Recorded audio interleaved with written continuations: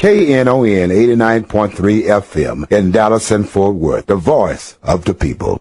Business owners, tell KNON's listeners about your business. You can put your business or event on KNON. KNON currently has space available to run announcements for you. Tell KNON's listeners about your goods, services, nightclub, concert, or event. Help keep the voice of the people on the air while putting your information on the air. KNON's been named the #1 radio station in Dallas by both the Dallas Observer and D Magazine. Put your business with Dallas's #1 station. Call now for more information at 214-828-9500, extension 227, or extension 233.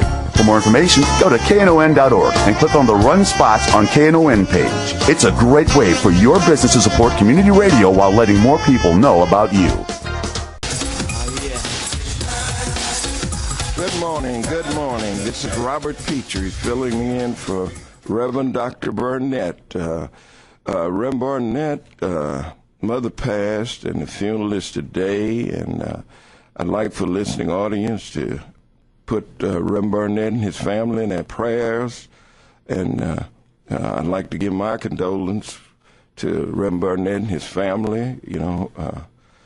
So let's pray and keep Rev Barnett and his family in our prayers.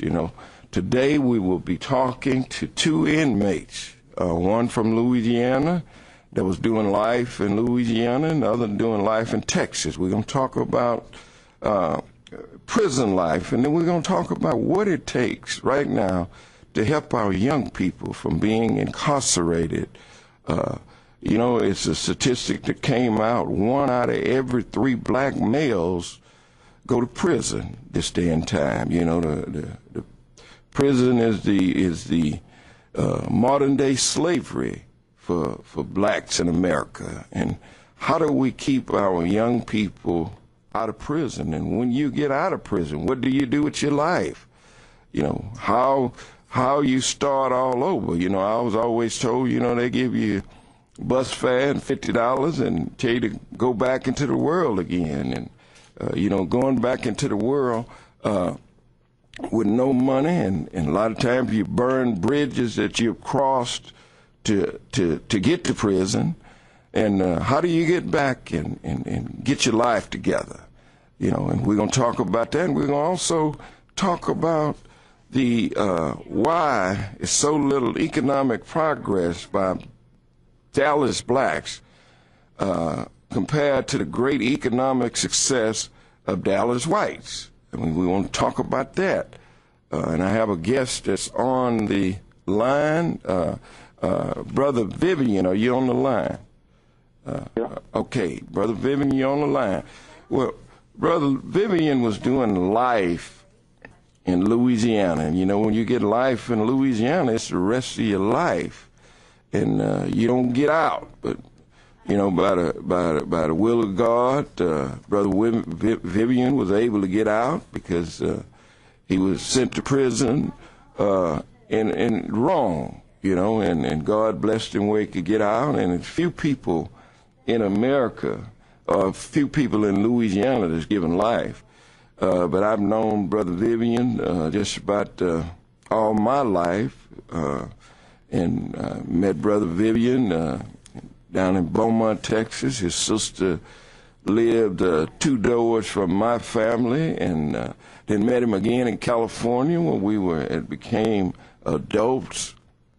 And Brother Vivian in California, he owned a bakery and just great things. And Brother Vivian was a Muslim, and went down to Louisiana, and during the period of time he was there, they didn't like Muslims, and and a lot of things happen, So we're going to talk about that, and I have another guest, Brother Barron. He's on the way. He just called me and said that he's on the way. So we're going to have a good discussion today, and we want the lines are open. The number to call in is 972-647-1893. Brother Vivian. Yes, sir. Okay. Good morning, and it's always a pleasure to talk to you. Kind of tell me about You know, I always heard that Angola was the toughest prison in America. Kind of just tell me something about Angola. Tell me why it was so tough. Well, what made Angola one of the most notorious prisons in the world was a lack of education. And Angola was a lot of guys that were there, you know, a lot of them didn't know how to read and write. They went there at a young age. Right. And by going there at a young age, they were just swallowed up into an environment that they didn't have no kind of recourse. Right. And no understanding or nothing. And they fell victim to the people that was already there. You had old-timers that had been there for years, got life sentence, and at the time, whatever choice if it was a great choice, that's what they put you. I don't care what age you are, they put you there in Angola. And by being, the people were so not educated, it just caused the owners where they know how to handle a situation was through violence. Right. You know, they didn't have no reasoning or form or no talking about it. And when I was a little boy, I heard people, they would come from Angola, they would talk about how Angola this, Angola that, but I never thought I would be there. Right, right. I got there on something that was not mine, but God blessed me to go there and experience what I experienced and come there. Right, from there. right. And how did you just stay out of trouble? How did you stay out of trouble in a violent prison like Angola? Well, Angola, one guy came to me. He put this on my mind when I got there. Just took a liking to me, a younger guy, well, an older guy. And I was a younger guy. He just said, the man, he said, let me tell you something. He said, when I first came here, I had 3 years. He said, I met a guy that had a live son. He said, he got tired of doing his live son. He said, now I'm doing it for him. I said, I looked upside his head. I said, what you talking about, man? He said, I'm doing his live son. I said, what you mean you doing his live son? He said, he done something to me. He came at me in a way, so I had to kill him. Right. He said, I had to kill him. And now I'm doing his live son for him. Oh, okay. So you got people that got tired.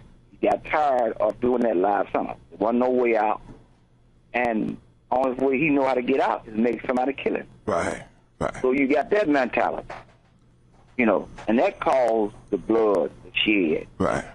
People use different methods of dealing with situations. Right. Well, now, you had a store in prison. Tell me about the store you had in prison. Well, it was really not a store. It was just inmates surviving among themselves. And, you know, when another inmate didn't have it, needed it, and no one there to assist him, I was just blessed and fortunate to have, well, first of all, when I got to prison, I ate a pork-free diet. I didn't eat no pork. Right. So I couldn't trust the kitchen to fix me a pork-free diet because they weren't set up for that. Right. And every food that they mostly fix, if it wasn't with pork, it was using the pork containers or the pork utensils or some kind of way it's going to contaminate with pork. Right. So I had a high blood pressure problem. And I didn't want to get in contact with pork, so I would begin to fix my own food in my dormitory. Okay. So by me fixing my own food in my dormitory, I kept a locker full of soups and cookies and candy bars, and I had bread, tuna fish. I had all kind of items in my locker. So guys would walk by and see all that, them, as they call them, zuzus in my locker. And they was, he said, man, look, my mama gonna be sending me some money in about a week. He said, could I get a few things for you to hold me over because I'm hungry? You know, I said, well, yeah. So I would let him have a few things, and another guy come along, he'd be in the same situation, and that's how it started, you know. Right. From that aspect. And from that it grew. Right. I had a lot of people that would depend on me for things that they didn't have. Right. You know. And so I was just, and one thing I did, if a guy come to me and say, man, I need this, need that, and the time come for him to pay me, he would duck me. Right. And I go turn him. I say, hey, man. I say, what up? He said, I didn't get my money. I said, let me tell you something. Whatever you do, don't never not come to me and tell me what happened. Right. I said, because I'm going to tell you why. If you in need, I said, if a man is in need and he's doing bad, I'll never take nothing from a man that's doing bad. Right. If you're doing bad, I'm going to help you until you do good. Right. And so that's the mentality I had. Now, among me. Now, it's a lot of young people, and you said that uneducated, going in and out of prison. I mean, it's happening right now today. You know, when you have one out of every 3 black males today goes to prison. You know, I mean, this is, you know, when you look at a population of 36 million people in America, and you have 2,300,000 people that's incarcerated in jails and prisons on a daily basis, and 1 million of them is black. I mean, they're coming. You know, I mean, the prison system is a business, a very profitable business. But right now, this system is kind of in bankruptcy because it's the cost of incarcerating an inmate is so much this day and time. When you're looking at $40,000 to $54,000 per year to incarcerate an inmate, I mean, you're talking hundreds of millions of dollars to incarcerate 2.3 million people. You know, and this business is, you know, it's kind of like any business. If you don't have the income, and all states and government is cutting the budget, so you have inmates that's going in and out. And what we need to do in our community is make these young people or the criminals understand that you can't beat the system. See, a lot of people think that you could beat the system, but right now you can't beat the system because there's so many ways the system can catch you. And now when the system catch you, then the incarceration is so high. You know, they getting folks 25 and 40 years. You know, I know this little kid that we helped. He was in my program, and growing up, he started at 5 years old, and he's doing 40 years right now, 40 years. And I mean, a kid that had good nature, the same nature as my son. They played together, had fun, but the kid didn't pick his parents. You know, his mother was a alcoholic, on drugs, and this kid was good natured, but he lived in the dope house, and his life could not get out of that crime-ridden community. You know, he lived in South Dallas, and all the problems that he's seen and faced, and he ended up doing 40 years. He's doing 40 years in prison. Yeah. So what do you think about these young boys going to prison and not knowing what life is all about, not even having time to experience their life? Well, Robert, one of the main factors in it is that, like, I was raised in the country, right? You know, which, you know, it's the same thing, country, city, black, you know, we all had discipline. You know, we had our parents in front of us, and we was taught responsibility. And I learned how to wash cars and rake yards. And my mom used to put me out there in the sun. I'm raking her yard. Right. And I was mad. I was really mad at her for putting me out there in that sun raking the yard. Right. And once I began to rake the yard, and I did it good. And other people in the neighborhood, other ladies in the neighborhood would see me do it, and they would ask my mother, could I come and do theirs? And I say, Mama say, yeah, you think you coming out using? And I go down there and I did theirs, and they pay me. Right. They paid me money. Right. And that gave me incentive to want to do more. Right. And I would begin to rake yards, and I would clean up at the food house for 25 cents a day. And I made $1.25 a week. And And man, and I had a pocket full of money. You learn how to work. You learn how to work. It made me feel good because I had my own money. Right. So this is what we got to instill in our young. We got to give them something to do. Right. I meet so many young people that 20 years old and never had a job before, never worked. That's what I'm saying. But it starts at home, though. Right. It starts at home. Right. You got to give him some chores to do. You got to put it in him. Right. You know, he don't grow up in it with it automatic. Right. You got to put it in him. You got to make him clean up behind himself, pick up behind himself. That's the first beginning.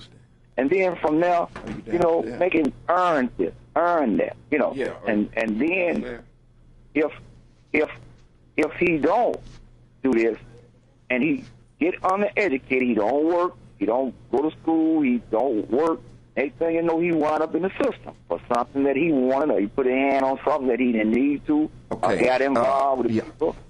In the wrong crowd or something. So, Brother Vivian? Yeah. Hello? Did he get cut off? Yep, I'm here. Okay. Yeah. I'm here. Okay. Yeah. Okay. I had Brother Barron on a phone, and I guess he's my other guest. He's a little lost, and I don't know how to tell him to get here because we're right at Butler near Parkland Hospital.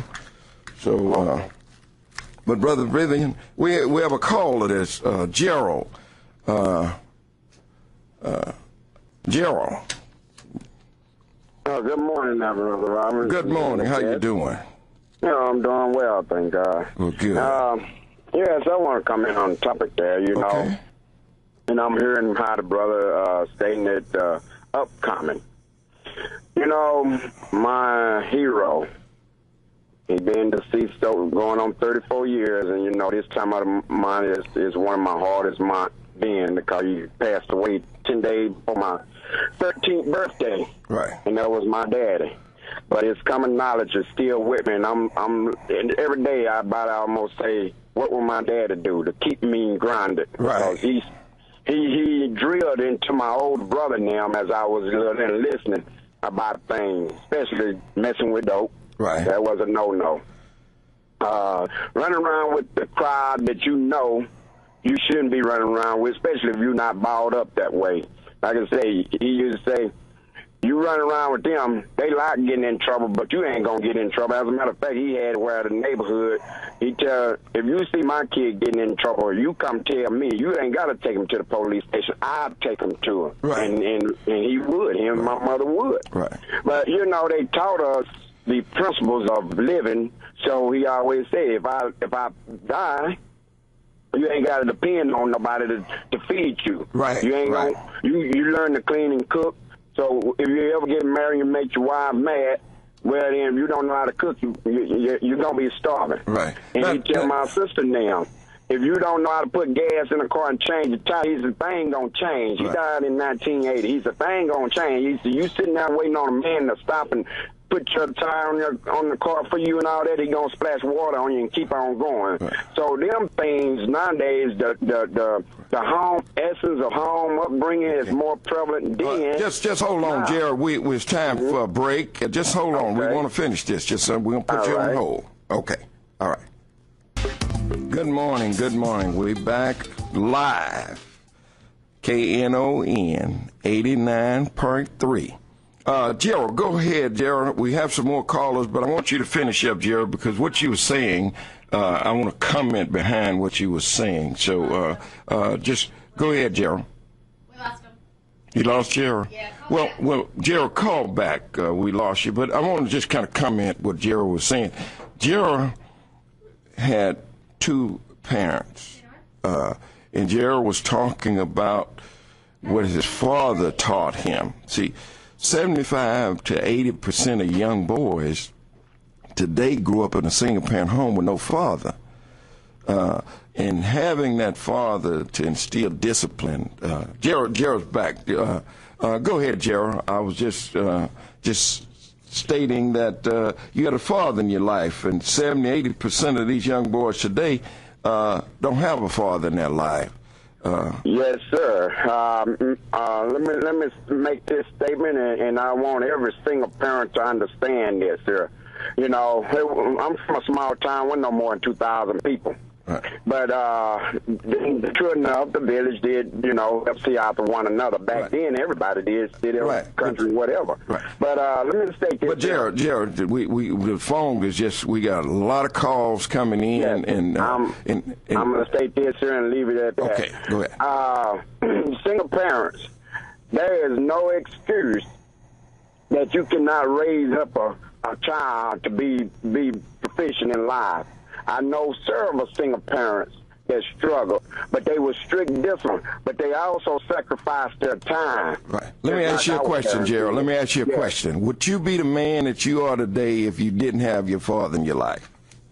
I would, because my mother was a strict person. That she was in even today she was in the class, and she was stricter than my dad was. Okay. But Gerald, we appreciate your call, Gerald, and continue to listen. And yes, sir. All right, line 2, Lisa. Well, good morning, and I'm really enjoying this program. Yes. I'm an operator here at DART, and I travel around this city every day. And it's terrible. Like the man said, these kids are very uneducated. The school system over in Oak Cliff is the only part of DISD that let young people go to school different times of the day. They're just out there soliciting drugs and everything. Right. My thing is, we know where we come from, for those of us who had parents. Right. These people today that are parents are young people that don't know how to be a parent. Right. I want to know. And my thing kept saying, well, Lord, just pray, pray, pray. Not saying nobody's praying, but it's time to pray. It's time to find the solution. If it's going to be this shows like this should carry this conversation every day, what are we going to do? Right. We got to get out here and touch these people. Right. Every congregation in Dallas, Texas, and throughout all these cities, Atlanta is another one, they're just terrible. The men, and it hurts so bad when you're driving a bus and the grown men's in here cussing. Let me ask you something, Lisa. These young boys, are they African American? Are these little white boys acting like this? What are the nationalities of these little bad boys that you? It's a majority of black children, right? But it's floating over into the other societies too, other nationalities. Right. I mean, the system is designed up. Okay, we're going to buy these children things for Christmas. These children don't need nothing for Christmas. They need their mother and father. Right. I mean, every holiday you running up here to go get a box of candy to get it. This man don't even love you. Right. Love don't come from things that we're getting. It comes from touching, like that man say, working and doing what your mother and father say, giving these children things to do. Let me let Brother Vivian. We're gonna let you go, but we're gonna let him comment on what you just said. Thank y'all, and God bless y'all. Okay, thank you. Keep this going, Brother Vivian. Yes. Okay, Lisa just said that she's a bus driver and all the things that she see. What would you say to Lisa? How could we make a difference? How could we change this? Well, like I was saying, Robert, is basically it starts at home. Right. And, and just like what needs to be done is, awareness and communication. Right. And like, you have to communicate with the parent. The teachers, the bus driver, they got to have a line of communication with the parent. Right. And let the parents know what their child is doing. Right. Because a lot of times, their parents don't know what their child is doing outside of their perimeter. Right. If they will keep a line of communication, and then parents got to step up to the plate and be aware, be concerned. But a lot of these parents is children having children and have very little knowledge to give to their children, and these kids is going to school and they out in the public, and the lack of knowledge of life themselves. And in most cases, they in an ignorant environment. So how do we got to overcome? But one thing we got to teach them, and they got to be aware. These youngsters that think they body and all of this, they got to know what they facing. Right. See, they jumping out here doing all this here and thinking that all this, the pants hanging down and everything. They don't know the emblem and what the representation of what they doing. Right. Until they hit rock bottom. Rock bottom is in that penitentiary. Right. They get in that penitentiary, they gonna become a victim of circumstance. Right. first thing they gonna come in scared. Right. They gonna come in scared because they don't know nobody, and the ones that they know already gonna use them as a victim because they became a victim when they came. Right. Right. So they gonna keep the victim going. Right. So they gonna get raped. They gonna get all kind of things gonna happen to them. So you could go in prison, a young boy that should become a man, and end up being raped and become a homosexual to another man. Is this the kind of things that's happening in prison today? Yeah, easy happen because when he come in, the first strike against him, he's scared. Right. He's in an environment that he don't know nothing about. And you get there, and you walk in, and they see fear in it. Right. And here's somebody ease up on you playing like they're your friend. And you gonna befriend him because you scared. Right. And this is what they don't realize. So they think they bought it, but I done seen the ones coming down that killers on the street. Oh, they done killed 2 or 3 people. Coming down, wind up being an old lady for somebody, man. Right. Now, I think you had mentioned on my internet program, you had mentioned one time that guy came in and he wasn't getting anything on the books, and he borrowed cigarettes from him, kept getting cigarettes, and then you mentioned that one night the guy came back to him and asked him for what he gave him. Right. And he what you mean, man? He said, I want that cigarette I gave you today. What you mean that cigarette? The cigarette that I gave you to smoke today, I want that back. Right. He said, I can't give it back. He said, you better give it back. You gonna give me something? So first of all, he never should have took something from somebody he didn't know. Right. He's vulnerable. Right. And that's what they don't understand. Right. They don't know what they face and what they gonna run into. Well, Brother Vivian, how your heart is. Right. Barron just come in, and Barron was an inmate in the Texas prison system. He was doing life in prison. Barron was a drug dealer here in Dallas, Texas, and Barron woke up one day and he ended up in that system. So, Barron, just kind of tell us about your experience and what you went through to get to prison and get a life sentence. Good morning. Give an honor out to God. I'm running a little bit late. And thank you, Mr. Pitre, for having me this morning. This prison system is it's not for the ones that think I'm going to go in and do my time. It's not like that. It's a world within a world, like I've been saying for the last 3 weeks. And if you think that you're going to buck the system in the penitentiary, you got another thing coming. All the ones that think they're bad, this is the place they got something for you. This is the place to see how bad are you. I've seen many people die in the penitentiary right before my eyes. Many people turn gay, or probably was already gay before they even left the world. And then when they get in the penitentiary, they're gay. I'm like, this is kind of like, this is not happening, because I had a couple of homeboys, which is homegirls now, were knocking your head in the world back in the day, but now since they're in the penitentiary, they can't do all that. So they lose their manhood when they get to prison. These tough guys, a lot of them. Yes, they do. Right. Yes, they do. Now, in the penitentiary, do they have to work when they go to the penitentiary? Everybody have to have a job unless you're disabled. But see, the penitentiary is set up to the point now, to where they have a place. We're going to say for people with one leg or whatever the case may be. They're going to put you somewhere where you're going to work. You know, as they call it, the broke dick form.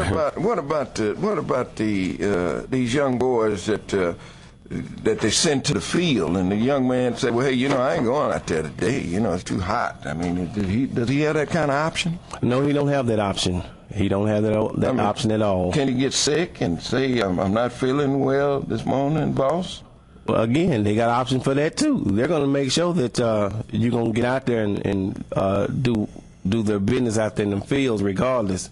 You have to be really, really sick.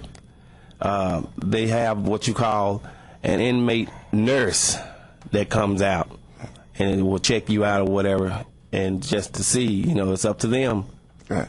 Well, does the inmate nurse say, oh, he's all right to work? I mean, you know, the inmate nurse is not on the side of the inmate. He's on the side of the institution, right? No, he or she close to just me and you. Right. Checking you out. Right. Just to make sure that you're not pulling their leg. Right. You're going to get out there and do some work. I mean, if you just, my arm is sore from working so hard yesterday, and my arm, you know, I just want to just kind of wait till tomorrow. I want to go today. I mean. None of that. You're still going to go to work. So these young folks that don't work out here when they have their freedom, when they get to the penitentiary, they have to work. Yes, they do. Yeah. But not well, I know it might sound from what I'm going to say. Penitentiary has the same thing as the free world has. You can get your education there if you want it. Right. It's up to you if you want it. Now you had told me something on one of my on my internet radio program. You had said that it'd be sometime 100 men in the shower. And tell me about what goes on in the shower. Well, not trying to be too graphic, the sheehies will always get in the back. And what we call a 50-man stall, it'd be like 50 men in a row from left to right taking showers. And it'd be like about 100 stalls. So they're getting in the back and have some more men covering them, meaning trying to, as we call it, blocking them out, and they will have sex that way. And the guard, he said he's only just there to do an 8 or 9 hour shift. He don't care what's going on. Right. Mm-hmm. Right. And when the shower was over, I mean, you had mentioned some graphic things that happened. You know, oh man, it's just. You know, and see, this is what these young people have to know. You think that you tough out here. You think that you could break these laws, and then you end up in prison in a whole different world, and it's difficult for you to survive. Right. Let's bring another caller on. I see we have Brother Hillman on line 3. Hey, Robert, can you hear me? Yes, I can hear you. Go ahead. Okay, hey man, great show, good show. Vivian and Byron, they are really laying it on the line this morning. Right. And I like what Lisa said though. I mean, barring all that real stuff that goes on in prison, and Robert, I'd like to commend you on your idea of prevention. Right. And this is where we need to focus on. Lisa said something. We need to focus on solutions, because if we don't set up the solution model, and we keep repeating the circumstance that you put yourself in, I just want to make it clear: these young boys today, you can't put fear in them about this. They walk around here like this rapper say, like it's bulletproof. Right. You can't put fear in them. You have to set the model up to whereas you give them an alternative, and this is what the MAP life guide is all about, giving them choices. We got to band the community together and set up institutions that's going to give them some choices. Right. Because I hear people talking about the young boys and girls out in the street and their parents. Well, both of those now, Robert, as you stated, you have children having children. Right. So both of those are victims. Yeah. They're victims. Grandmother, 35 years old. Right. They're victims, though. We got to set up a model that will attract them, just like the enemy has set up a model that's attracting them to that. We talk all the time, Robert. You talk about that Superfly movie. Right. You know, I seen Superfly last night. Man, that was a setup. That was something. You know, when you look at in the 60s, they dropped heroin in the inner cities of America. Every black community in America, in the major cities, heroin was dropped on them. In the early 70s, the Superfly movie, telling you to be slick, you could sell dope, you could get rich, you could beat the system. You understand? Cocaine, snort cocaine, and all kind of stuff. And we experienced that. And then in the early 80s, we got crack cocaine. Now, crack cocaine had just wiped out doctors, lawyers, CPAs, people that were successful and should have been in a position where they could help others.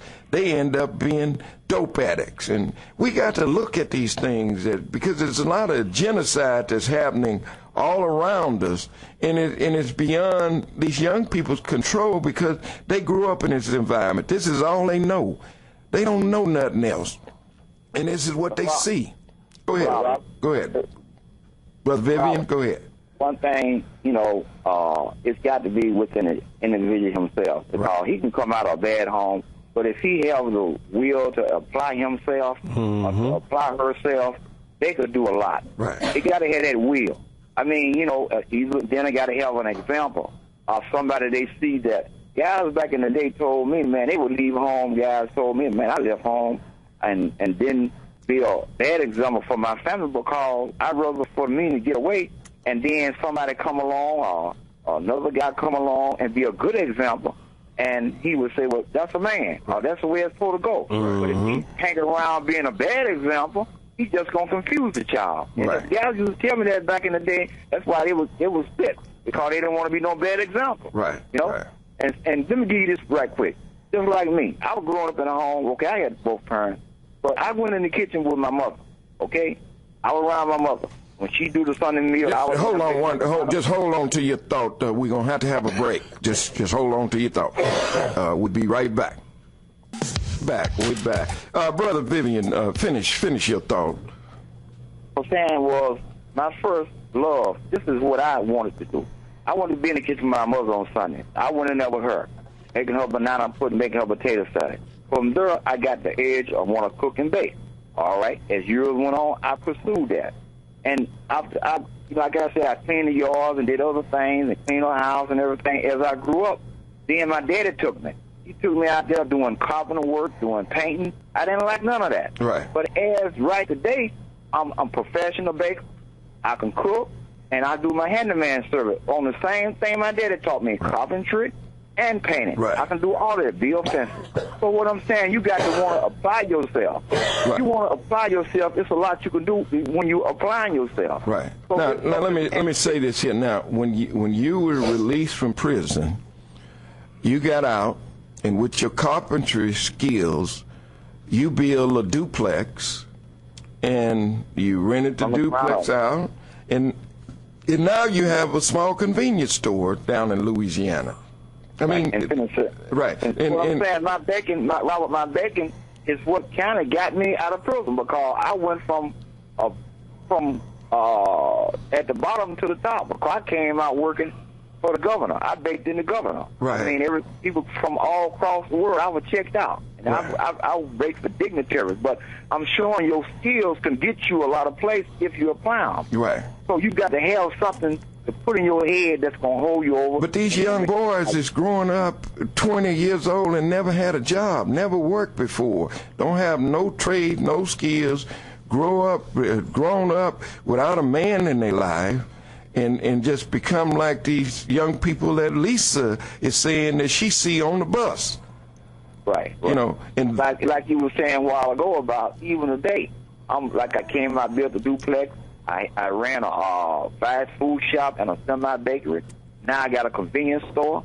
I'm studying applying myself, and I give credit. Right. I give credit to people in my neighborhood that don't have that much, and they get a check on the 1st and the 3rd or during the week or whatever. It works, and I carry them. Right. I help them to get where they need to go. I make a difference. Right. No other stores do this. And I lose money, but I gain. Right. Byron, you and Barron has made commitments to help young people and try to keep them from going into that prison system. Right. And I could respect that commitment from both of you all, because it's necessary, because if 1 out of every 3 black males is going to prison and 44% of the prison population is black, I mean, we are in trouble. We're in trouble. When you look at, it's been 6,850 soldiers that have died in Afghanistan and Iraq. Now, from 1980 to the present. And then you look at in America, the war in the inner cities of America, over 100,000 young blacks have died during that period of time, and 93% of them was killed by another black. Right. Yeah. Right. You know, but we don't hear anybody talking about this. They don't discuss this. This is something shoo-shoo. When you look at, and even look at the HIV virus, and that HIV virus, a lot of it is coming out of prison because those homosexual activities that go on in prison, they coming out of prison, and a lot of these guys is looking for a woman or going back to their wives or girlfriends, and that's where this HIV is coming from. Go ahead. Just like Lisa said, this needs to be talked about. Right. Awareness, communication, all of this is education. Right. And that's what she said was lost now, is the education among the children. Right. It's not educated in the right way. Right. These things they need to know about. Right. Because, like, if he go into prison at a young age, he's going to be a victim. He's going to be a victim at some point. He's going to be, and he's not going to come out the way he went in, because they ain't got to play religion. Right. Because they needed protection. Right. They go become and play like they in the religion. And they faking and playing with God. Mm-hmm. Because they trying to get protection. So they go in doing a lot of things for protection. And they come out not the same. They don't play with God. They don't come out being a hypocrite. They come out doing a whole lot of things. Right. So they come out with their life all messed up because they get involved with things to try to protect themselves, and because they're scared. Right. So when they get out, they messed up because they done a lot of things they didn't want to do. Right. They got caught in the thing they didn't want to get caught in. Right. So it is a weird situation, Right. and they need to know about it because they need to know what they're facing. Right. Baron, what would you say? What would you say right now to these young people out here that Lisa just was talking about? What would you say to them? Like I said, the young kids, they really don't want to listen in this time and age. In other words, I'm like this here, like my mom said, I'm going to show you better than I can tell you. Right. And warning comes before destruction, but some people have to be able to go in and dip and dab, and as we say, dip and dab in it. You know, it's too late now. You done dipped and dabbed in now, so... Well, let me go. Okay, let me ask you this here, Baron. You was selling drugs, right? And you were successful as a drug dealer. Did you have did you think that, hey, I'm going to get caught and possibly do a life sentence? Did that ever cross your mind? It never crossed my mind because I was moving, and as we say, I was moving so fast. You know, I just got caught up in the money, the clothes, and as we say, in the holes. Right. Was it worth? You know, I mean, we know it wasn't worth it. But if somebody told you, said, well, "Look, Baron, tell you what, I give you $500,000 that you could take and spend anywhere you want to for 5 years, and after 5 years, you got to go do 20 years in the penitentiary." Knowing what I know today, there is nothing happening. Yeah. There is nothing happening. Right. So what would you say to a dope dealer that's out there dealing dope and successful like you were before you went to prison? What would you say to him or her? I would try to encourage him or her, say, you done made this money, but now, I'm not saying that you're a bad person, but hey, I've been there and done that. Do something with your money to make sure you can, as we say, clean it up. Right. Do something with it. Right. I had so much money, man, I could have bought an apartment complex or whatever, but I was young. You know, money was rolling out of my hand just like water. Right. Well, did you spend a lot of money with a lawyer trying to stay out of prison after you got caught? Oh yes, Right. Oh yes. Wasn't no probation, none of that. You can have all the money in the world, but it couldn't keep me out of the penitentiary. You know, a lawyer told me one time. He says, I asked him, I said, "Now, do you take any kind of case?" He said, "Yeah, I take any kind of case." I said, "Well, now you take." He said, "Let me say something. He's innocent until he broke. It's my concern. So as long as he have money, he's innocent. When he run out of money, he's guilty." There you go. Yeah.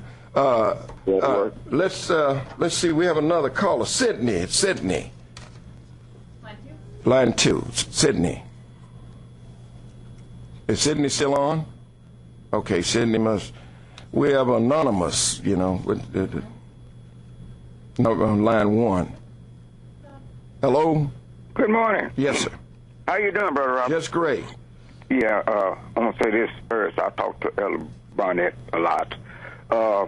My prayer goes out to him and his family for his mother. Yes, yes. Yeah, now, y'all on a good subject today. And when I'm finished, I want this. Is this young man in the studio with you? Yes, one in the studio and one is on the line. Oh, one that's been in the penitentiary? Both of them been in the penitentiary. Okay, well, either one of them can come. But I want to say that, you know what we really need when I was coming up? But see, like today, my kids, they talk about me, well, you got your pants up under your arms, you know. So we didn't wear our pants down. We didn't drop pants. My daddy was a man, and when I was coming up, we had deacons. We had strict preachers. And when they saw a young man doing something, they wasn't afraid to approach him and tell him, hey, you know what, you stop doing that or this and that and that. And the young man respected a strong man. Right. There you go. Back in those days, they respected it. And this is what we need today, some strong men. Now, it's going to take men my age. I don't know how old y'all are, but I've been here for a while. Well, you mentioned pants. Let me. When you're walking around in prison with your pants hanging down, what did that mean? To me, like you want to get with somebody. Right. I don't know where these kids come up. That wasn't out when I was in penitentiary. When I first went in penitentiary, that right there, I don't know where they get this stuff from. So I'm like, what's wrong with their pants? But you won't drop your pants in Perry jail, not on the penitentiary. Yeah, right. So they pull up their pants when they get to jail, is what you saying? They pull up their pants when they get to jail? Perry jail. That's the penitentiary. Yeah. You ain't got to go to the penitentiary to drop your pants. Drop them in Perry jail. And another thing is, I heard the comment mention that we have more blacks in penitentiary and jail and everywhere else than any other ethnic group. So I know a young man that did something that had no business, and I want this young man to comment on this. Got 5 years. He did his 5 years, came out. He's not on parole. He's not on paper. But they have this facility. I forget the name of it, but they're holding these young men in there, and the state pays this facility so much ahead for them, and they're not on parole. Right.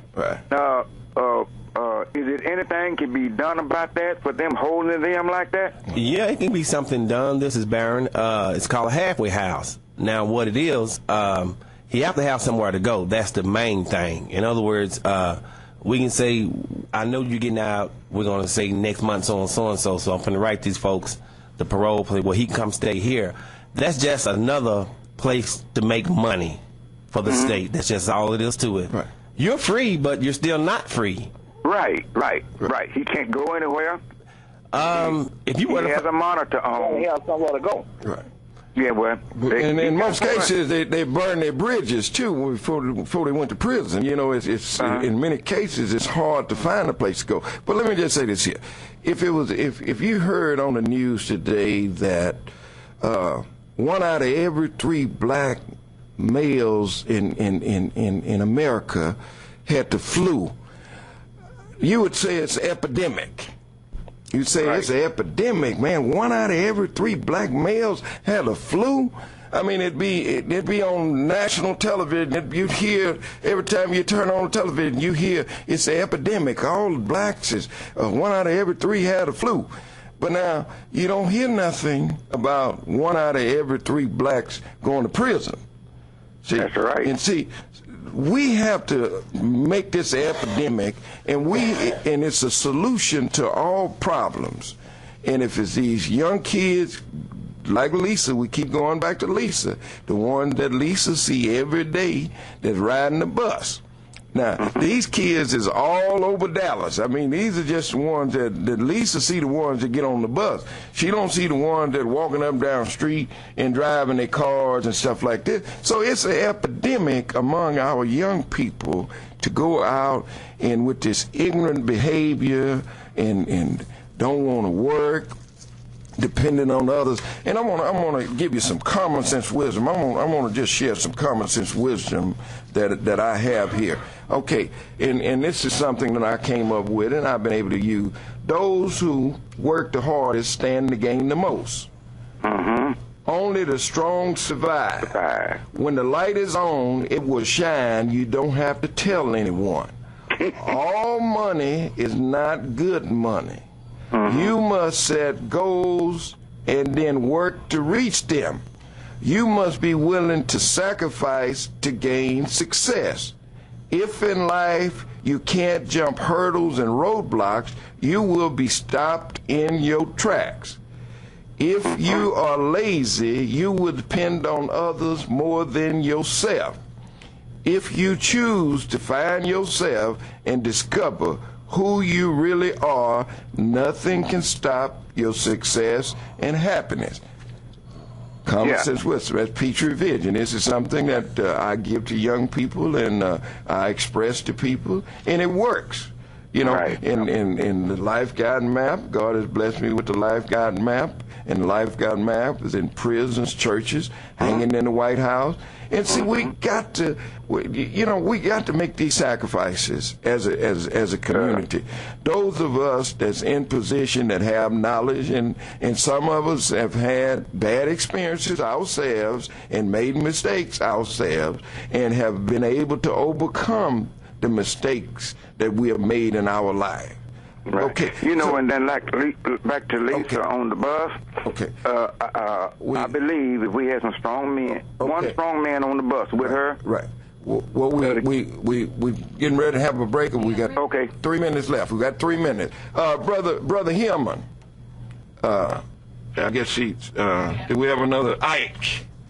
Ike, we have 3 minutes, so you need to tell us what you got about a minute, Ike. Ike on 2 or 1? 2. Ike is on 2. Ike?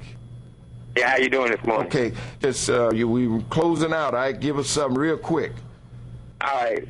You know, I heard some statements made on here this morning that I don't agree with, but I'm not trying to come against the person that made it. But one thing is, you know, we can talk about how to raise these kids, but one thing, we got to understand what's going on with our young people, especially our young boys that, you know, we got so much going on with ADHD and all this medication they're trying to put these kids on. A good belt would be the medicine for that. No, well, just a minute. I mean, it's the government putting them on this. Then we got so many kids that have been brought up whose parents was on crack cocaine or some strong drugs, and they messed up on. You got 1 minute, Ike. I wish you'd have called earlier. But I'm gonna see if we can extend. We're gonna go back to the second hour. I have a guest that's supposed to be calling in, and I'm gonna see if my guests are calling in, and then we'll talk back. But if the second hour, if we still talking about what we're talking about now, call back in. All right. Appreciate you. All right. Okay. Well, we winding down the show. We're getting ready to go back to the second half. Now, I'm waiting on a call because we're supposed to talk about what's happening in Dallas. So I'm gonna ask Byron to stay on, and I'm gonna ask Brother Vivian to stay on. And okay. I got a little more time. Okay. So, but yes, go ahead, Brother Vivian. Robert, now, I can understand what he's saying about they putting these children on this, but that's on them parents. Right. The parents raising their child, they know if their child is hyperactive. They know their child has got a lot of action in him, like to run and play. I mean, you don't have to accept what somebody is bringing your child. That's on you. So if you accept this, if somebody tell you about your child and you know different, you the one handicapping your child, not the system. Right. You doing it because you know what your child, you know what you were when you were growing up. So you know what your child doing. Right. So if he go to school, he want to play a little bit or whatever, that's just a child. So it ain't that he got ADHD, whatever they call it, and label him. Okay, well, we're gonna see if we could talk a little bit more on the second half. I'm waiting on the other caller, so stay on, Brother Vivian. Okay. Ready. Here we go. This is Robert Pitre. Good morning. Filling in for Rev Dr. Barnett, Rev Barnett, as I mentioned earlier, mother passed and the funeral is today. I want to give my condolence to Rev Barnett, and I'd like to ask the listening audience to pray for his family. And okay, we're back. On the line I have colonists, activists, writer for the Dallas Observer, Jim Schutz. Jim, you did a great article. It talked about what's happening around UNT and how the city of Dallas is keeping the basic infrastructure from the landowners, which are black. And we have a $250 million rail line that's coming in. We have UNT, and UNT has applied for $73 million for the Student Center and Library, which would be right next to the DOT station. And the city of Dallas is forcing DOT to put the station on a septic tank system to keep the landowners, the black landowners, from being able to tap into that line. And people that ride that's going to be riding that DOT rail, if they have to use the restroom, they're going to have to hold it to get to where they going. So, and that's a park and ride where you're going to have parking space for 430 cars, which will probably be 600 riders. So, Jim, just kind of tell me what you, from doing that article and the information that you received, just kind of tell me what you think is happening around UNT. Well, the city has designed sewer to go in there, and in 2 or 3 separate studies, they promised sewer to go in there.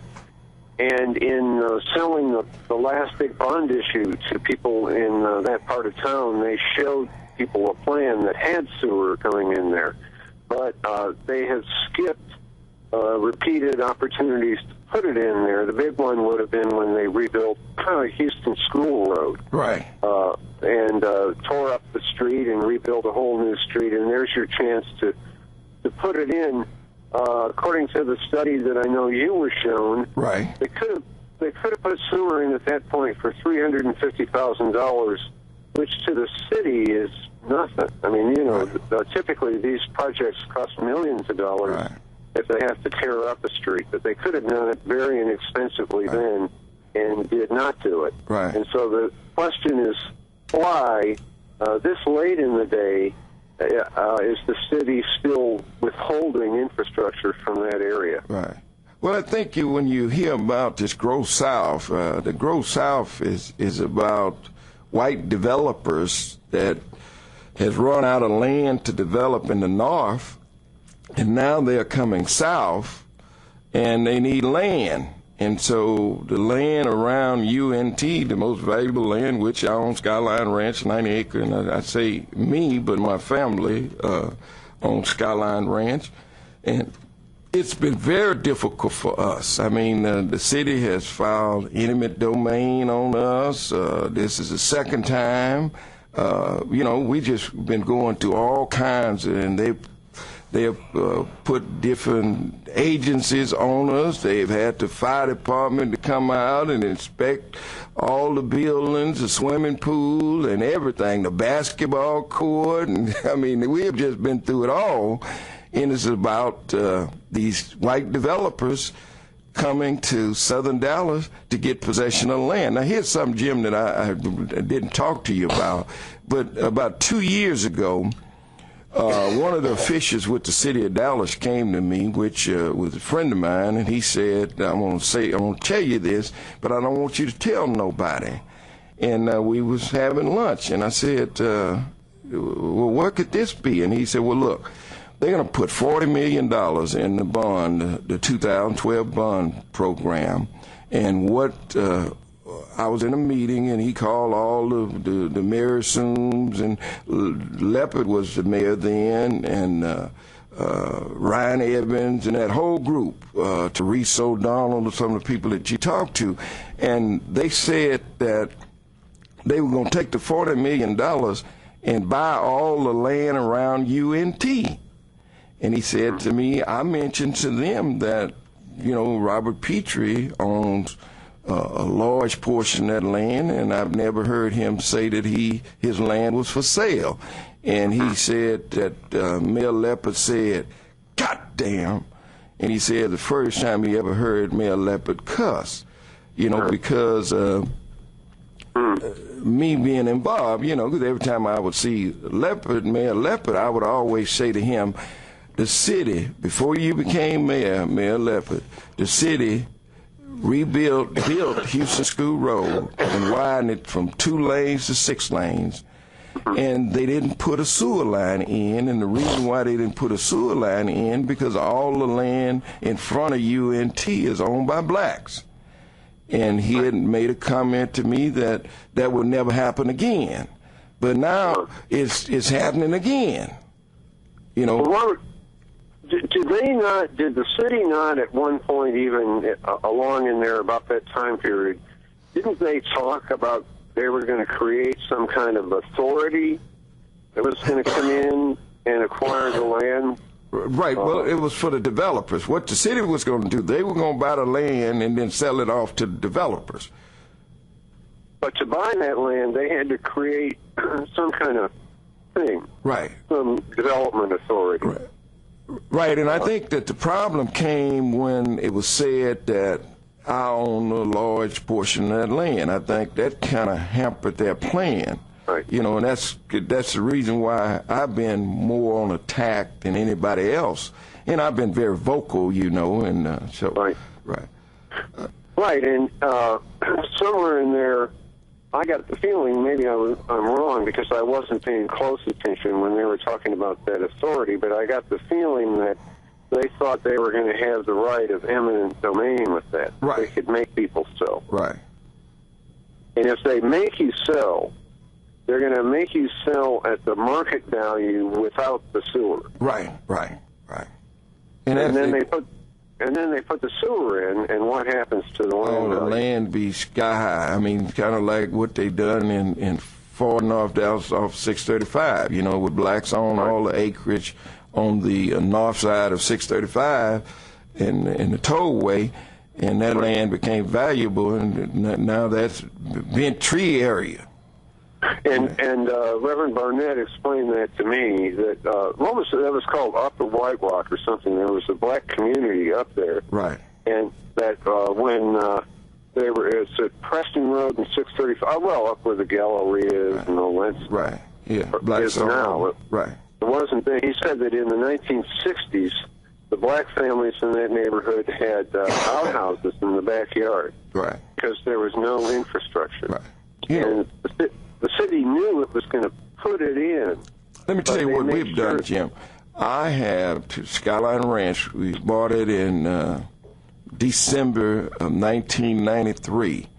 I had to run a water line a half a mile into another city, the city of Lancaster, and I had to pay for it to have our banquet facility, our event facility.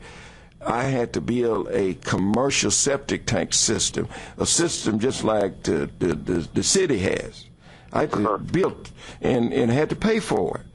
And then 10 years ago, the city came and they wanted to run a drain pipe from their water facility just north of Skyline Ranch, and they came and they filed eminent domain on us, and instead of running that pipe straight, they curved the pipe and went to a 45-degree angle and brought it all the way to Skyline Ranch and told me they had to come through Skyline Ranch. And I fought them in court, and I made them just run that pipe that they were talking about right at my property line. But they wanted the whole backside where the Dodge station is going to be now. Oh, they were after the land. They were after the land. And see, would you believe that a city, would first of all spend $5 million to redo a road and not put a sewer line in? I mean, you know, a major city like Dallas. I mean, how do you forget that? Why would you not put it in? See, and now you have DART coming in, a $250 million rail line, and then you have UNT, you have Skyline Ranch, and they're saying that we're going to put that DART station on a septic tank system, because if we put that line in for that station, then you, Mr. Pitre, and the rest of the landowners could tap into that line, and you would have basic infrastructure what's needed to develop your property. Now, you know. Let me ask you a question. And I want to go back to that theme you brought up earlier of Grow South. If the idea of Grow South is that you want to spur economic development in southern Dallas, if they put that sewer line in that you're talking about, I mean, you're in a number of businesses. You've been in business all your life, and I have a feeling you've been good at it. Would you not be capable, Robert Pitre, of developing or at least partnering in the development of your own land? I could develop my own land, Jim. You know, what a developer does, he purchases land, he hires architect, engineer, and they plan a development. Right. And it's not difficult. I mean, Skyline Ranch was nothing. You know, I ran water lines, I built roads, basketball courts, I dredged ponds with tires in it and took all the tires out.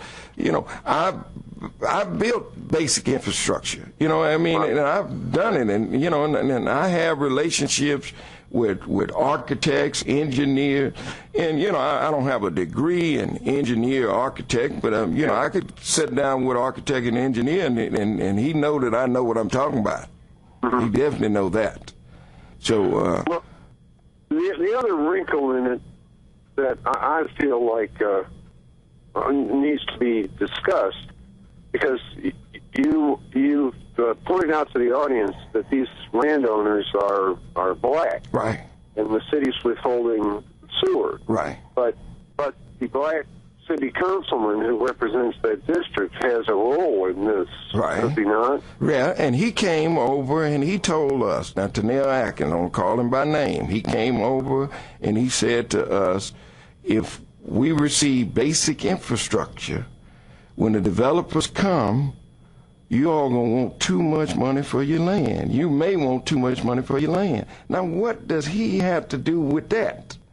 Now, he denied, I have to say, when I asked him about that statement, right. And there were other witnesses at that meeting you were describing who told me they heard him say the same thing. Gerald Barber. He denies that he said that. Right. Gerald Barber, my wife. You know, I mean, his deal is that it's all about these developers. You know, it's and Jim, and you did the book Accommodation, and you years ago, and what you exposed were how the power structure was controlling black leaders. And it's the same thing now, where the power structure control black leaders. And here's the fault of the black community, Jim. When the black community elect these people, and most of them get elected by 1,500 votes or less, and we don't make them accountable when they get in office, you know, because most people don't even know who Tennille Atkins is, you know, and have very little knowledge of him. But now, he's down there representing them and I, you know, and he's not on our side, and this is what's happening, you know. So, and then you've seen in the past how the power structure was able to control the black preachers, and they would always, the way they could determine who become mayors from the control that they had on the black preachers, because they could deliver the vote when they were being contested by other people to overthrow the power structure. They knew that they had the black vote in their pocket. Sure, and the way I figure out race in City Hall and stuff like this is the shoe on the other foot. let's say there's a big chunk of vacant land up in Preston Hollow in an affluent white area, a golf course or something that they were selling off, and the city was thinking about some kind of development they'd like to see there. They would never think of doing anything in that area without convening meetings of all the landowners in that area to see what they wanted. Right. It would never occur to them to either put infrastructure in or hold it out without first making sure that they had those landowners signed up on their team. Right. The difference in the UNT area is that they have all these big plans and they won't say what they are. Right. Now, Jim, you were at the meeting when DART was finalizing their... Jim, just hold on for a second. We're going to have to take a break, and just hold on for a second. We'll be right back with you. Welcome back. This is Robert Pitre with Jim Schutz with the Dallas Observer. Jim, finish. Before we had to take our break, you were commenting. Well, I was just saying that the way to figure out the City Hall's approach to the area around UNC is, that you brought up the whole Grow South thing, the mayor's initiative. We're going to spur economic development in southern Dallas. The next point is there is no better opportunity to do that than around that UNC campus. That's a huge investment, and it's a very positive thing. It's a beautiful campus, and it's prestige, and that'd be almost...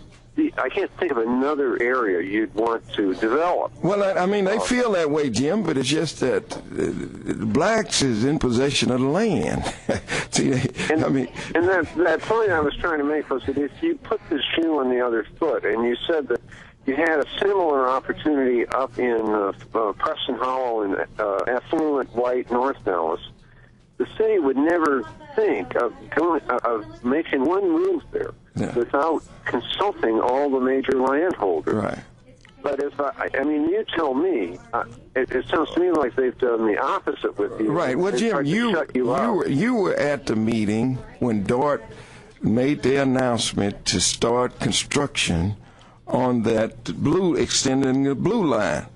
Right. Now, all these officials was there, but not one official was there representing the city of Dallas. Now, how could that be? You remember that? Did you see any officials from the city of Dallas there? And I think it's because there was a question they did not want to answer. Right.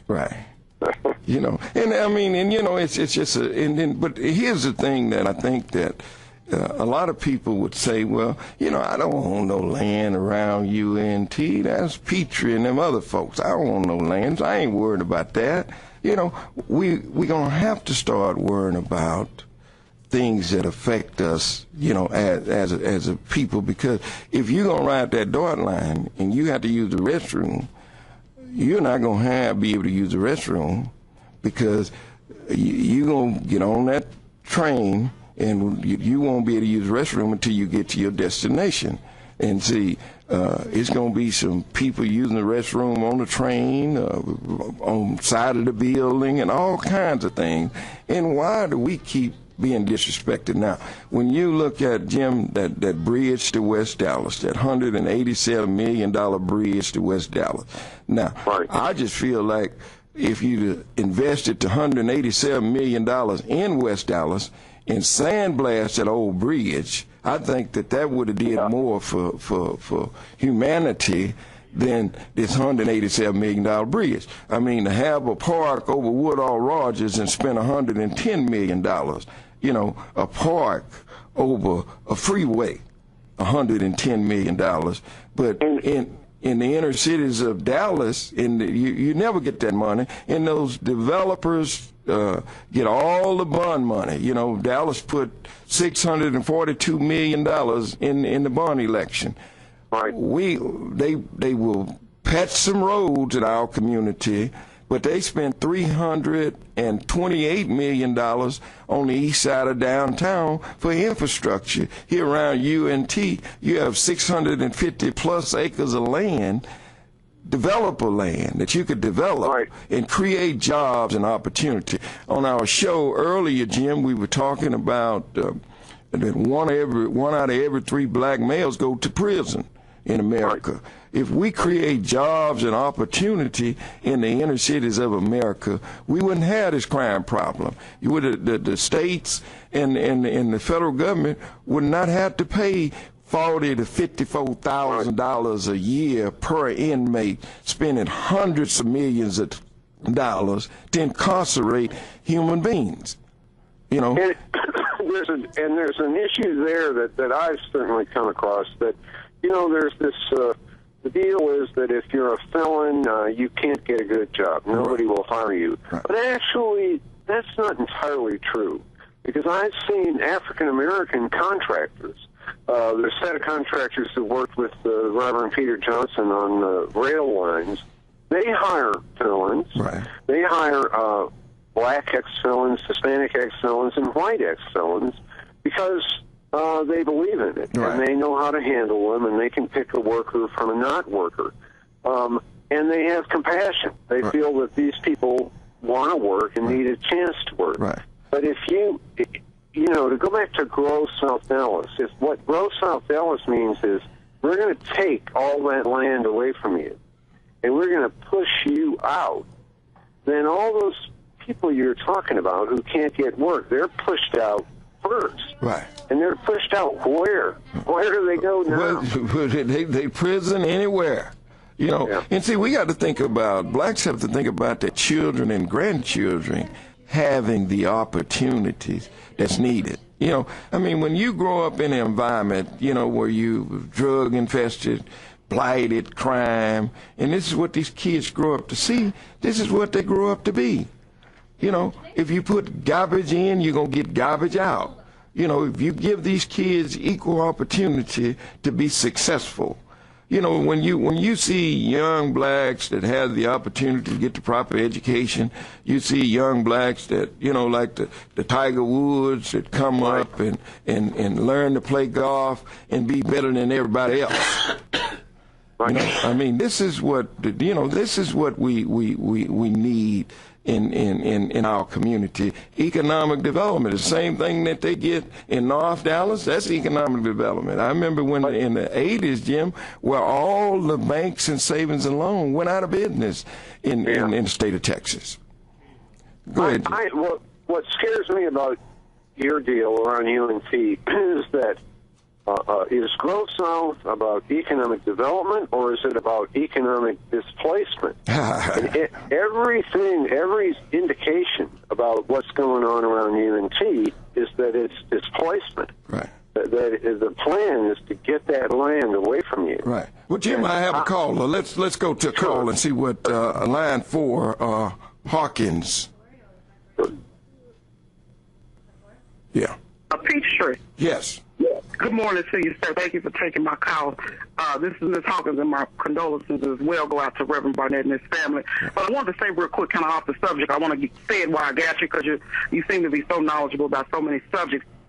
And I heard your guest just make mention of hiring those people and hiring those felons on this, I guess, some initiative that's going on now.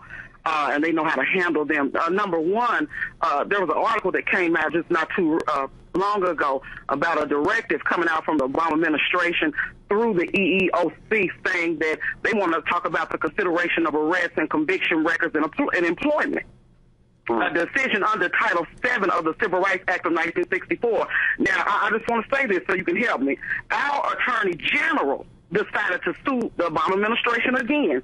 He put in highlights, I guess this is the 30th time it's come from out of Texas, but they're saying they have an absolute obligation to enforce its ban on not hiring, you know, felons out here. So, and another thing I wanted to say too, you know, we complain, and I do too sometimes, about what we see in our area, the pen sagging, and so on and so on, so many things that are going on. But I still take it back to before we began the march with the economic inequality in our community, and that's what it stems around. If they had the same opportunity as Becky and Julie in another affluent community, then I don't think it would be so much crime and so much identity crisis going on in ours. Oh yeah, if you take a little kid today that lives in house Highland Park, and just say the age of 5 years old, and you take that 5-year-old kid from Highland Park, and you put him in a family over in South Dallas in a blighted area, drug infested, and you take the little kid that's from South Dallas, and you take him to Highland Park, and you let the family in South Dallas raise the little Highland Park kid, and then you come back 10 years later and look at these kids, you see which one will be at risk. It would be that little kid that came from Highland Park that was raised over in this blighted, drug-infested community in South Dallas would be the one that's at risk. And the little kid, right. Yes, but see, we got to stand up. See, we putting people in office that doesn't represent our best interests. And see, that's a problem.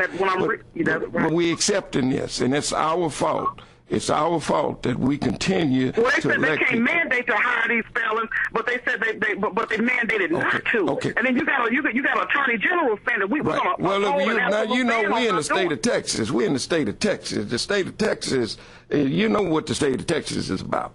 So, this is Republican. And then they get the prison and the chain gangs, the women and the men, and they have to work. You heard the man, your last guest, last time said if they amputee, they going to work. If they disabled, they going to work. Right. Well, I mean, but it's things that we have to do. But I appreciate your call and continue to listen. Line one. You got another call? Yeah, line one. Go ahead. And Jim, you could comment right after this. Sure. Line one. Okay. Line one. Good morning. Yes, how you doing? I'm doing fine. Okay. Oh, it's a job line. Greg, I want you to be part of this here. We're gonna talk about the UNT today. We're gonna skip the job line right now. We're gonna talk about jobs in our community and opportunity. You own land right now. You and your family own land around the UNT station, which the UNT station is right there on your property. So tell us what you think and what you think is happening. Well, one thing I want to point out is that the street that was built, that was part of the bond program, was it not? Yes. The street that was Houston School Road. 2004. Now, the bond program is not for free. That's still on the back of the taxpayer. The folks in that area pay taxes and are up to date on that taxes. So we had to pay for something that is not fully usable for us. So we're having to fight our own money to get something that we're due as citizens of the city of Dallas. Right. Let me ask you a question. Go ahead. Now, the land that your family owns, now y'all have horses on your land. Now, you don't have any water. You don't have any electricity. No. They have started charging you for storm drainage. Water runoff. Yeah. Right. On your land. Correct. And you get nothing. You get nothing from the city. We have nothing from the city, and that in itself, I believe, is illegal because I'm not a lawyer, nor do I profess to be one, but as I understand the Constitution, the city, the state, the county, the state, federal government, they have the power to tax you. But they do not have the power to arbitrarily start charging you something and you get nothing from it for it. And that's what that stormwater runoff. We have no amenities over that. Right. But now you have it's a $250 million rail line that's being extended from Ledbetter to your property, right there to your property. Right now, there, right. And then just adjacent to your property, when you step off your property, there's the University of North Texas, Dallas. Correct. Now, this institution, the UNT has spent over $300 million in building buildings.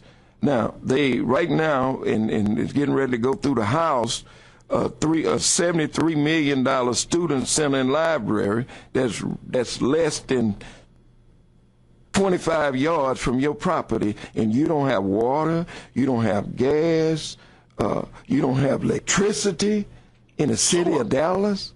Correct. What do you think, Jim? What do you think? Well, an earlier caller referred to an Obama administration initiative about employment. There's a more important, more recent Obama administration initiative that goes directly to all of this and to Dallas. and it's not being covered in the morning news or on TV or anywhere, but it's very important. Under President Obama, the Department of Housing and Urban Development, HUD, has carried out a 4-year investigation of Dallas. It's like an FBI investigation. And their finding, released just at the end of last year, was that Dallas deliberately practices racial segregation. Dallas is the biggest city ever accused of that by a federal administration in the last 20, 30 years, I don't know, since we were having DSEC battles. Right, Jim. So all of this has to be put in that context, that the Obama administration is pointing directly at Dallas and saying, you people practice racial segregation. And I think you have to put all these other issues in that context. Right. Now, answer this question for me, Jim. Okay. Now, the Bontar area, blacks that have lived in Dallas, that grew up in Dallas, the Bontar area was the projects. Now, if you go down there now, you have new apartments and condominiums and all these things where they rebuild the project. Now, this same money that you're talking about, this desegregation money, it's to me, and I can understand what the Obama administration is saying, that, okay, so you went and rebuilt the projects for black folks to go and live there again, and then you took the rest of the money downtown and build apartments and condominiums for the white people downtown. So that's segregation. And the law says if you take this money, you don't have to take this money, but if you take all this HUD money, you are to spend over half of it on affordable housing. And the numbers, the statistics show that in Dallas, a majority of the people who will qualify for that affordable will be African American and Hispanic. That's just how the numbers work out. Right. So Dallas takes the money and says, we want to spend this money redeveloping downtown, but we don't want those people downtown. Right. And so that's where the mischief starts. This decision is made, take the money, to deliberately keep certain people out. Right. Wait, I'm going to change the subject just a little bit, Jim. Now, you know that it's in June, it's going to be a mayor's conference where all the mayors in America is going to come to Dallas. Now, you see in February 4th, the mayor is going to have T.D. Jakes and Michael Sorrell with Paul Quinn, and he's going to meet and talk about the North-South initiatives. And, where have they been? And if they want to talk about that stuff, fine. They need to devote a special part of the day to the fact that the federal government has accused this city of racial segregation. Right. And they need to get people in there from all sides of that issue and get that issue out on the table. And I can guarantee you that won't even come up. Right. No, it ain't going to come up. I mean, what he's trying to do is just get him a group and say that, to be able to say that things are all right in Dallas, Texas. He just want an amen group. Yeah. He wants amen. I have a column in next week's Observer where I speak about UNT. And I'm saying we just appointed this new city manager, and he says he's all about change and transparency. Change and transparency. And I say in the column, here's a chance to prove that. Tell us what you're doing around UNT. Just tell us. Just explain it. What he told me, Jim, before he became city manager, he said to me that we are not going to put sewer in that area. So, I mean, these people that... But who is the we? He's speaking as one individual. Who is the we? What he represent, they represent... We got to take a break. Just hold on, Greg. Right. We want to hear this we. We're going to take a break. Welcome back. We're back. Jim, I just want to clarify something before you finish, you and Greg. We're talking about UNT Dallas at University Hills near Interstate 20 between Camp Wisdom, University Hills, Lancaster Road, Interstate 20. So go ahead, Jim. Well, Mr. Barber was raising what I think is a great question. When A.C. Gonzalez says we are not going to put sewer in there, well, I mean, Mr. Barber said, who's we? Who's the making power? it? See, the power structure runs the city. You know, Yeah, I understand that. And they are the ones that make those decisions. But see, folks use abstract terms. The city, the church, the state, the government. All of these folks, you steady talking about the same people, or supposed to be talking about the same people, and those are the citizens. Right. When you say the city, who, you know, people, well, the city, who is the city? Right. Yeah. And just like this fella is the city manager, he is one individual. A1, let's point out, where do you live? Right. Right. Where do you live at? And you see if you have these amenities. When you say we, who endowed you with the power, power to speak for everybody? Right. When you say we, because you're speaking of the city of Dallas, I live within the confines of the city of Dallas. That property is within the confines of the city of Dallas. So when he's talking about we, he's talking about I'm not going to do for myself. Right. That's what he's saying. Well, you're not going to spend the money that I give in taxes on what I need. That's what he's saying. But see, we have never stood up. See, the bond elections happens every 2 to 5 years. We never get into that money. I mean, they patch roads. I mean, they patch roads, but our community never gets into that money. You know, and they use that money for economic development. They develop around. They use that money like for infrastructure. The $642 million, $328 million is being spent on the east side of downtown. Now, at one time, that area was owned by black folks, and it's the same thing over and over. When you look at that Thomason Hall area, see, they go in. That Thomason Hall area became blighted, drug infested. The land was worth 30 cents a foot. Now it's worth $250 a foot. And I think that Mr. Barber's question about who is we is the center of it. Right. Because if it's we, then they're going to be down there saying, Mr. Barber, Mr. Pitre, what do you want to see happen with this land? Mm-hmm. What do we want to do with this land? It's not we. Well, it's us and them. Right. It's they. It don't have anything to do with we. Right. It's they. Right. And the other argument, you mentioned the redevelopment of downtown. They'll argue, as they did when I called them about the UNT Dallas area. Well, they'll say we don't put infrastructure in until there's demand for it. What about that bridge they built to West Dallas? Or look at downtown itself. The reason they needed all that HUD money was that there was no demand for that housing. People didn't, if everybody wanted to live down there, then you could go in there with private money and make a bundle. But nobody wanted to live there. So they've spent all this money creating demand. Right. The argument that they don't put money in until after there's demand is not, we can look and see that it's not true. Now, Greg, you and I have talked. Now, you know that thoroughfare's coming in on the north side of the tracks. The sewer line, the 27-inch sewer line, is on the north side of the tracks. Now, if they build that rail and don't bring that sewer line to the south side of the tracks, then it's the same thing gonna happen that happened on Houston School Road, which is University Hills right now. They are not going to have sewer at all because you'd have to bore under that track, in which the federal government is not going to let you do that. And if they build a track to come in and tear it up again to bring the sewer to the south side.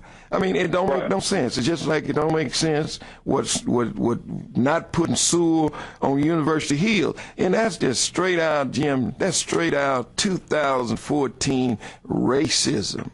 But here are the ridership. These people gonna be coming from DeSoto, Duncanville, Oak Cliff, and if you gonna ride a train and you can't use a restroom, and you talking 600 people gonna be riding that train north, and you're gonna have to wait till you get to your destination before you use the restroom. It's gonna be smelling like something on that train and around that station. Especially if you put this other factor in it, that they're standing up and patting themselves on the back and saying, "Grow South." Yeah.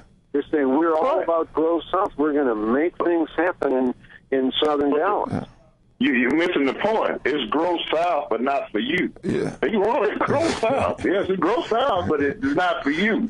Just like the equestrian center, just like the golf center. They growing South, but it ain't for you.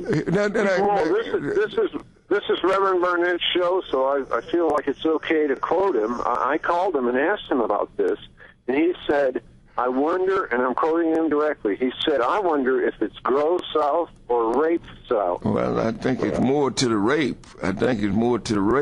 You know, but look at what has already happened to when you give AT&T 450 plus acres of land and a $20 million check to build a private golf course, private.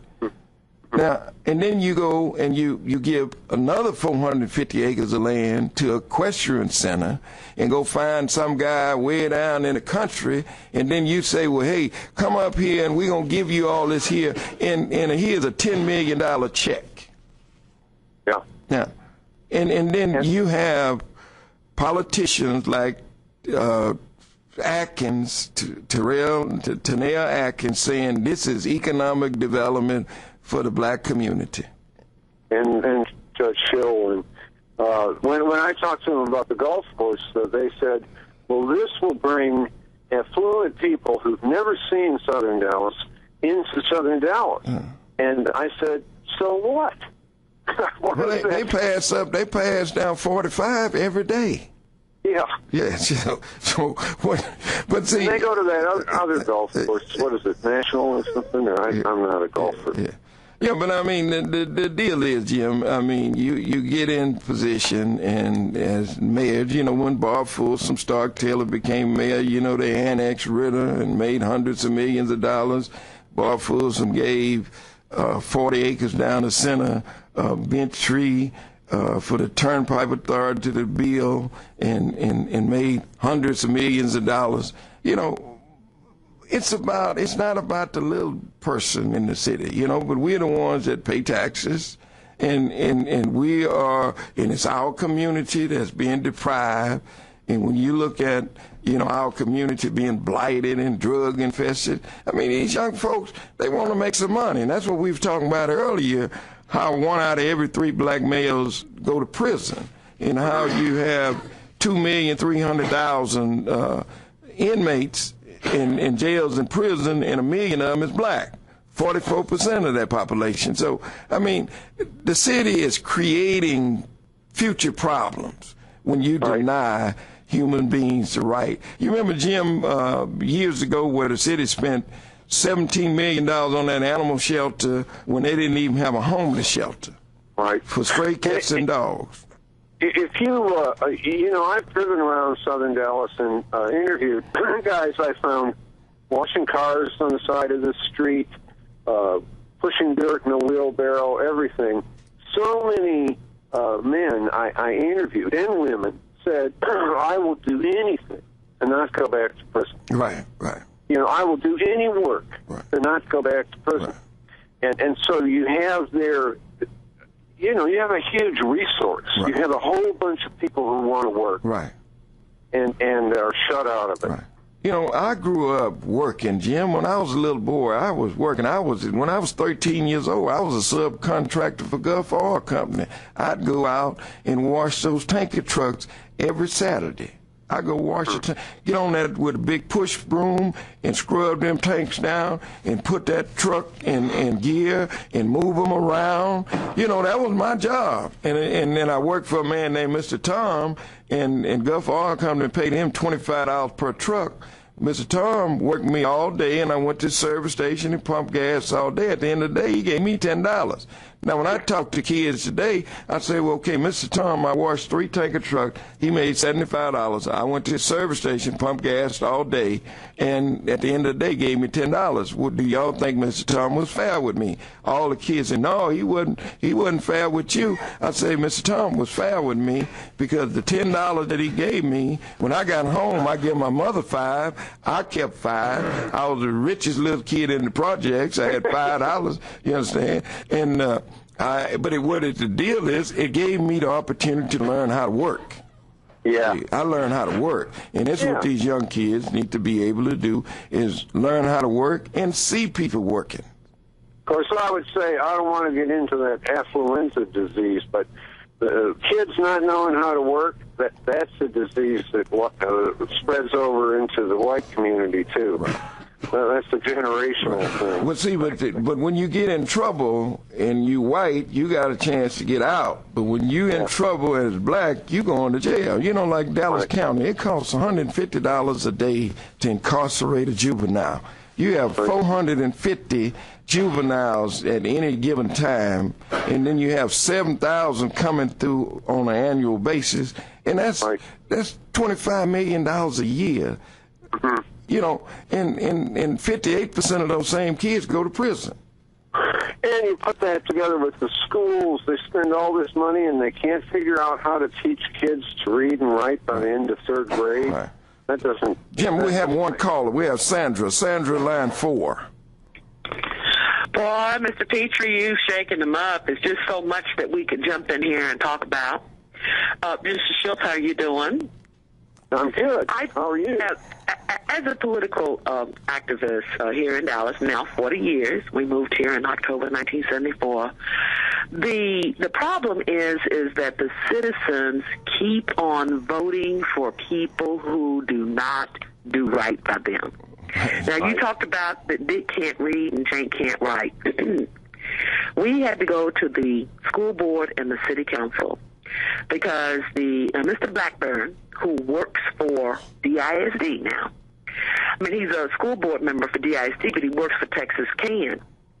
Yeah. He took Altamesa Elementary School, put it on the surplus list. Now, that's the old one. Okay, now, Sandra, you changing our subject now. Did I talk about? You changing our subject now. If you want to talk about, land. Okay, but now we could talk about that. Land. We got 7 minutes left. I don't want you to come and change our subject now. If you want to talk about what we talking about, you're welcome. Okay, but you're talking about land, right? Okay, but Sandra, you want to talk about your politicians? You want to talk about, are you satisfied with Tanea Atkins as your council representative? No, I'm not, because he's supporting taking Altamesa property, the ISD property, that's right there off of Lancaster Road, an elementary school. He is in support of that. Right. Okay? It's right there off of Lancaster Road, where aren't y'all planning on putting a lot of apartments over there on Wheatland Road? Okay. Let me ask you a question. What do you think about the lack of infrastructure being put around UNT? Well, now, Robert, you know, I'm representing some of the property owners over there, and we've come up with alternatives to put the property there, but they keep throwing different roadblocks in the way. Right. Now, who's doing this? Who's doing this? Well, it's actually being orchestrated by Ryan Evans out of the city manager's office to try to keep the property valued very low. Right. We finally got a chance to meet with Carl Zawadzki, and you should have seen how condescending he was to those black property owners. We're saying if the people own the property, why are you going out giving taxpayers money to somebody, a construction company that's friends with Mr. Atkins? Why are you wanting to give him forgivable loans to develop somebody else's property when, since Mr. Kemp, if you want to do favors with Mr. Kemp, he's in construction, okay? Let these people develop their own property and make them hire Mr. Kemp, and Mr. Kemp can make the money instead of Mr. Kemp being the investor and the owner of the property, put them off of their property, and then rent to them. That is crazy. Okay. It doesn't even make sense. Well, look, Sandra, we got about 5 minutes left. Jim, we're going to start closing out. Sandra, you can stay on. But Jim, just give me just kind of tell me what you think's happening, Jim. You know, just as a writer and knowing and having history of Dallas, what Dallas has been like. What are we in for as the landowners? I mean, what kind of fight we're in for?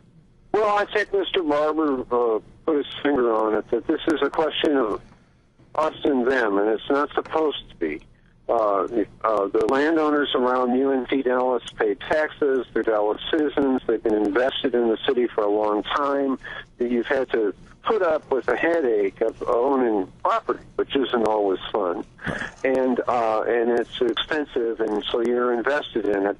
And those people at City Hall should be coming to you and saying, "What can we do for you to help you develop this property?" It's all, and when they say grow south, it should mean what you're talking about, Robert. We want to grow the economy. Right. We want to create enterprise. We want to create employment. We want to improve the law. When they look at Southern Dallas, they're supposed to mean the people, not the dirt. Okay. And they should be doing whatever they can to improve that economy so they improve the lives of the people who are there. Right. Instead, it's this us against you. Right. Well, Greg, we're getting ready to close it out. Give me your final comments, Greg, on what. Well, okay. Well, they say if you see a good fight, join in it. If they come for me at 12 midnight, they'll be back for you at 1 o'clock. This is not just about that area. If you look, the southern sector, once you leave downtown, the majority of that in Oak Cliff area is owned by minorities. They want it back. It's not just about us. After this fight is over, they're going to start it somewhere else. The area by Roosevelt that overlooks right into downtown, that whole area, the Oak Cliff area, is valuable. It's not just about us. Ours is just the beginning. Right. It's not the end. It's just the beginning. Right. And don't think if you don't get involved in this fight that it's magically going to go away. Pretty soon, if you live in Oak Cliff, in the city of Dallas, in Oak Cliff, they're coming knocking on your door. That's right. They will come knocking on your door. And what are you going to do when it happens then? Right. You can join us now in cutting them off, and then we will join you then. Right. The fighting pool only gets bigger. Right. And one thing I'd like to say to people that might not be involved, if you don't think you need to be involved, think about your children and grandchildren and the future of your community. You know, when your community become blighted and continue to be devastated by crime and problems and stuff like that, you know, you're affected. When these folks don't have no job and they burglarize your house or break in your car, you know, it's because it's no economic development in your community. And until we create economic development in our community going to continue to be blighted and drug infested, and we're going to continue our community to go down. Just like Lisa said, your children going to be in trouble, and they're going to continue to go to penitentiary. And I don't want the statistic that 1 out of every black male go to the penitentiary. We closing out. Appreciate you. KNON 89.3 FM in Dallas and Fort Worth, the voice of the people. Business owners, tell KNON's listeners about your business. You can put your business or event on KNON. KNON currently has space available to run announcements for you. Tell KNON's listeners about your goods, services, nightclub, concert, or event. Help keep the voice of the people on the air while putting your information on the air. KNON's been named the #1 radio station in Dallas by both the Dallas Observer and D Magazine. Put your business with Dallas's #1 station. Call now for more information at 214-828-9500, extension 227, or extension 233. For more information, go to KNON.org and click on the Run Spots on KNON page. It's a great way for your business to support community radio while letting more people know about you.